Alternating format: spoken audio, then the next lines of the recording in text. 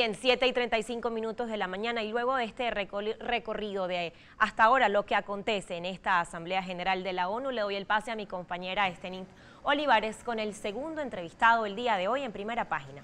Así es, gracias. Vamos a iniciar de inmediato nuestra conversación con Eloy Torres, profesor UCB, analista internacional y miembro del COBRI, Consejo Venezolano de Relaciones Internacionales. Le agradezco mucho porque además supe que tuvo un contratiempo, igual llegó y encantada de tenerlo por acá. Como debe ser.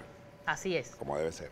Bueno, profesor, queremos conversar en un primer momento, ya vamos a hablar de las reacciones de esta 73ª Asamblea General de la Organización de Naciones Unidas, pero quería consultar su opinión sobre las más recientes sanciones. Ayer se conoce una nueva lista por parte del Departamento del Tesoro de Estados Unidos. Se incluye a la primera dama Cilia Flores, también al ministro de Defensa Vladimir Padrino López, y para el presidente, lo dijo ayer en un acto con ciudadanos colombianos, era una medalla y además eran sanciones inútiles e ilegales. ¿Cuál es su visión con este nuevo listado?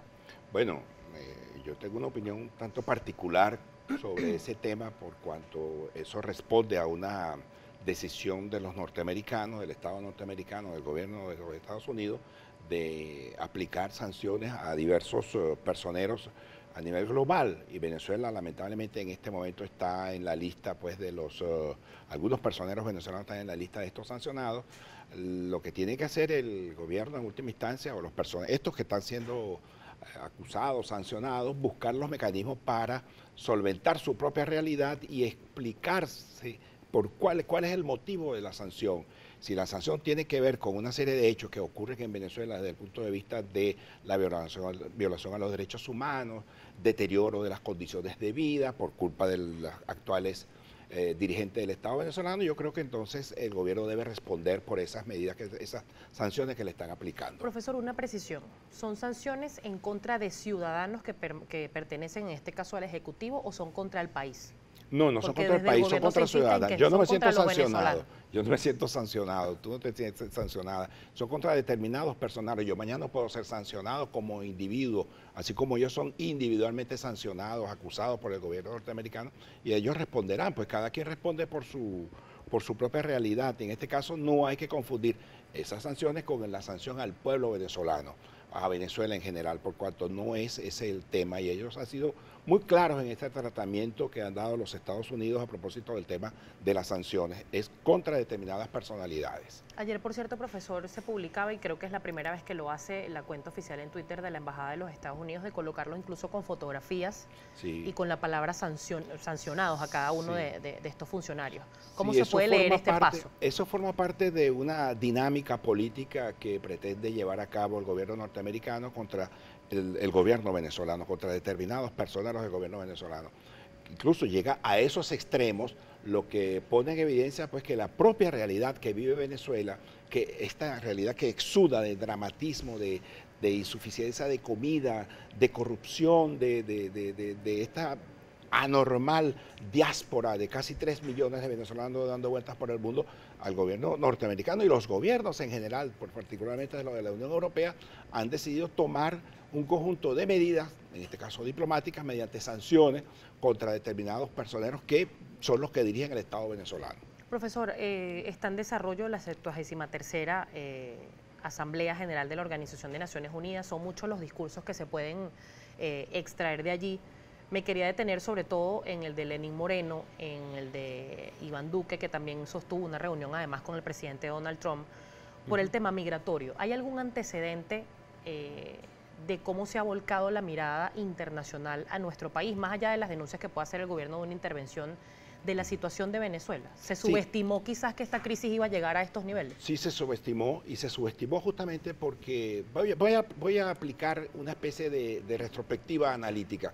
Primero hay que situarse en el discurso, en primer lugar, del secretario general de las Naciones Unidas, de las Naciones Unidas, Antonio Guterres. Sí, que mediáticamente prácticamente no fue abordado con la dimensión que debe abordarse ese discurso. En primer lugar, él puso el dedo en la llaga cuando habló de lo afectado que está el proceso de la multilateralidad, de la cooperación internacional y fundamentalmente del resurgimiento o del fortalecimiento de lo que se llama las esferas de influencia.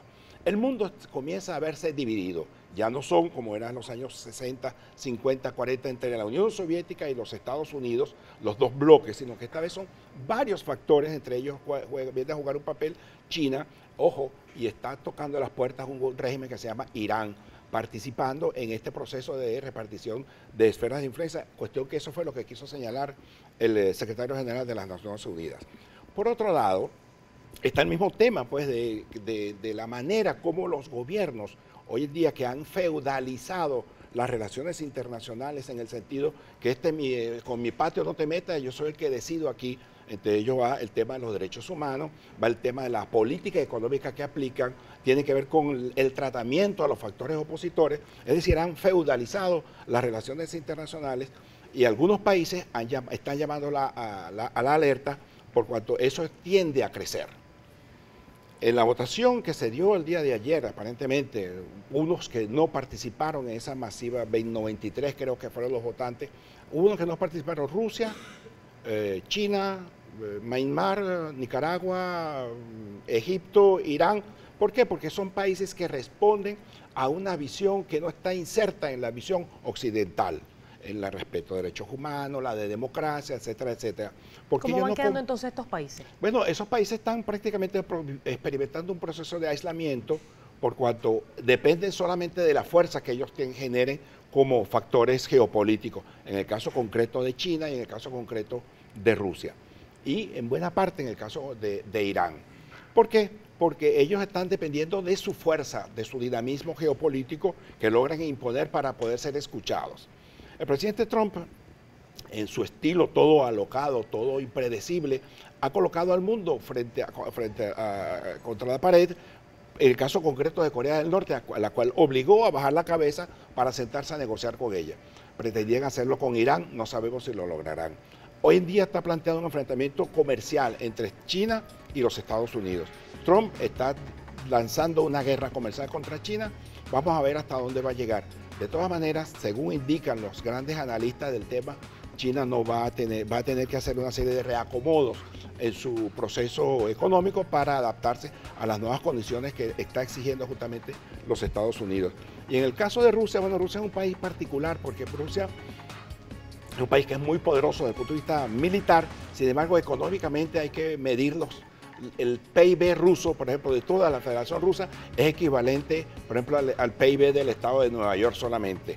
Como comprenderá, ya hay una disparidad desde el punto de vista económico y la fuerza de Rusia se mide solamente en términos militares exclusivamente. Profesor, vamos a hacer una pausa comercial. Al regreso quiero que conversemos. Ayer ya hubo respuesta por parte del presidente Nicolás Maduro a palabras del presidente de Estados Unidos, Donald Trump, donde decía que era básicamente si se tenía la capacidad o la convocatoria por parte de las fuerzas militares de Venezuela, se pudiera dar un golpe de Estado en Venezuela. Eso ya lo respondió el presidente, pero quiero conocer además su opinión, porque desde el gobierno se denuncia que funcionarios de oposición, diplomáticos de otros países como Colombia, específicamente Chile y México, que han sido los últimos señalados sobre todo con el intento de magnicidio, como lo ha calificado el gobierno, cómo está ese panorama y qué se pudiera hacer para evitar ese escenario que estoy segura ningún venezolano quiere.